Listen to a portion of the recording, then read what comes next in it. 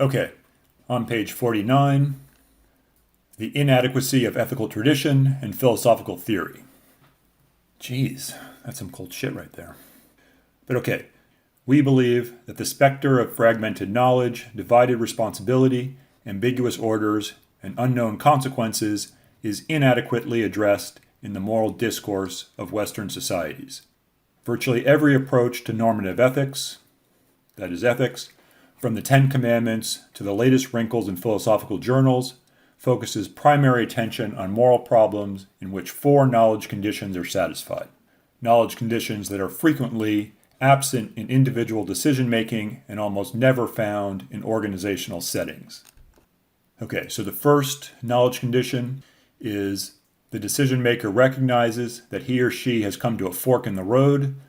The decision-maker knows that a decision must be made. Do I or don't I cheat on the examination? Do I or don't I protest when I hear an acquaintance tell an anti-Semitic joke? Situations such as these are readily identifiable as moral decisions. Typically, when we face one of these questions, we know that we face it. Second, the decision-maker recognizes that he or she must make a choice in a fairly short, distinct period of time. The decision-maker knows when a decision must be made, or at least by when it must be made. The examination is tomorrow. I must confront the acquaintance about his anti-Semitic joke now or never.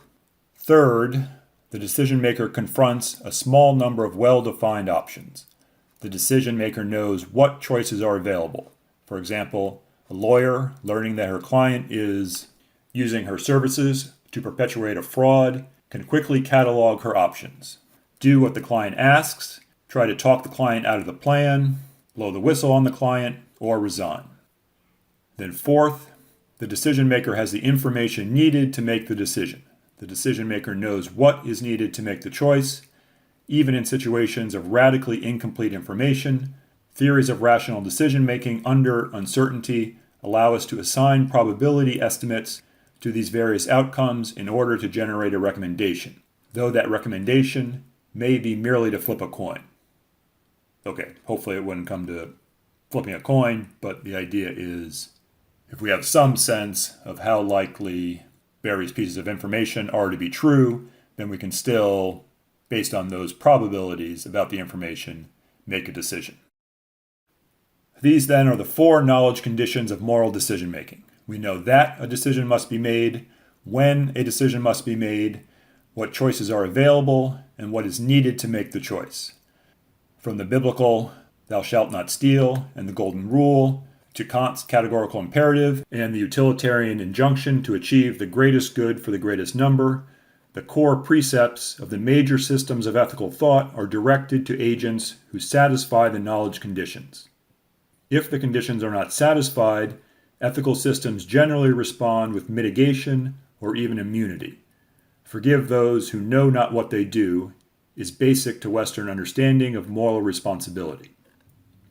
Ignorance can, of course, be culpable. Okay, culpable means blameworthy.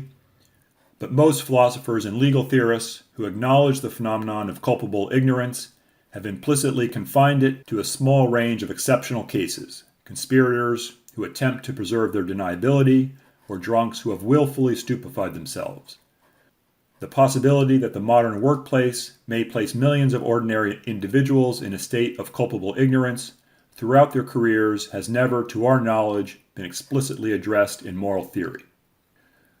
Okay, so culpable ignorance. Culpable, as I just said, means blameworthy. So the idea for culpable ignorance is the individual in some way isn't fully aware of what's going on, but still he or she is blameworthy, or he or she is responsible, even though they don't fully know what's going on.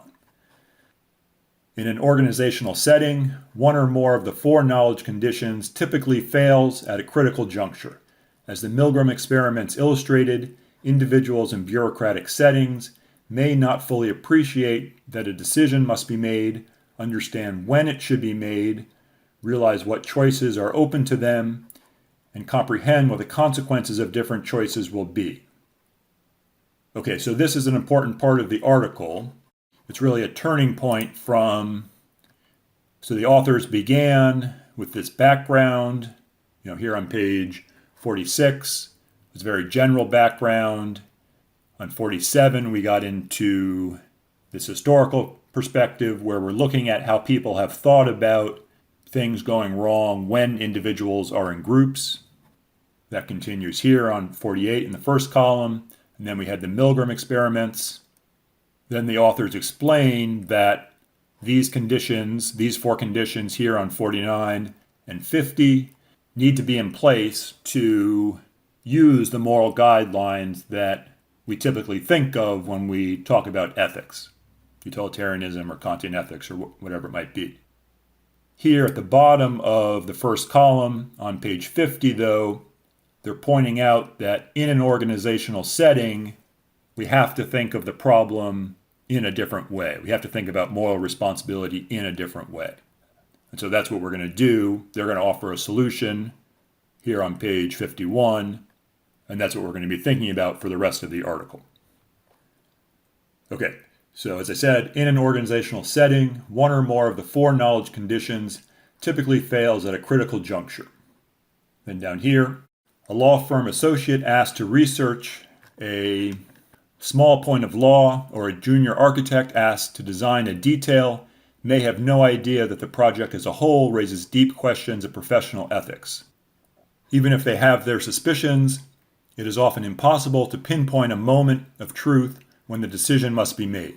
No clear list of options or even a clear understanding of whom to speak with may exist, and the subordinate may never believe she has sufficient information to fashion a solution. The failure of these knowledge conditions is created or maintained by organizational structure. Typically, supervisors parcel out subtasks to a number of subordinate employees. None of the subordinates may have more than the most general idea of what the entire project is about, while the supervisor may know nothing about the details of each subordinate's subtasks. No member of the organization might recognize a moral problem because the problem arises not from what any one member of the team is doing, but rather from all of their actions put together.